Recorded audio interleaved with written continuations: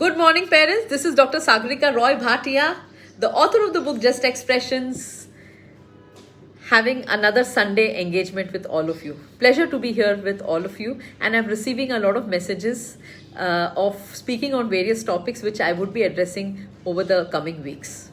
Well, parents, we know that pictures speak 1,000 words, but memories are priceless. We also know that memories aren't visible to the eyes but are engraved in the heart. So, why do we say such things and why is memory so important? Today, I shall be addressing 3 memories to you all: the episodic memory, the semantic memory, and the procedural memory. Now, just a quick recap of what is the episodal memory. It is the memory which is very, very strong, and it is a very specific memory. Like, for example, the first birthday that you've had, the first wedding function that you've attended, the first day to school, that is your episodal memory.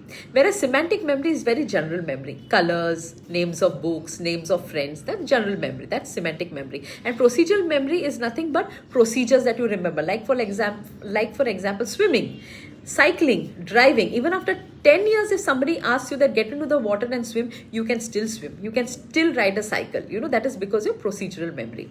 But today, I would like to stress on episodal memory as a part of #happy parenting, because episodal memory is the memory where you as a parent can make a change in your child's life.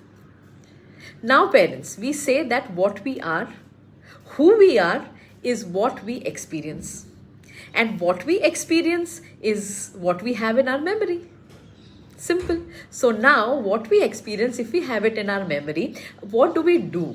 Why is it important? Is because this memory, once it gets into your episodal memory, it builds your personality. Now, let me give you an example. We always ensure that the childs have a goal. We always keep forcing the children, have a goal. Goal setting is very important.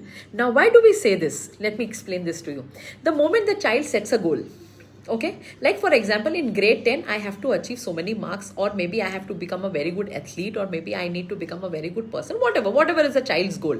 Once the goal is set, and once the child works towards the goal and achieves that goal, that when the child achieves that goal, that whole event is here. The hippocampus has already taken it, and has stored it in as a episodal memory. Now, this episodal memory, the child has it within, and this is what gives the child that kind of confidence.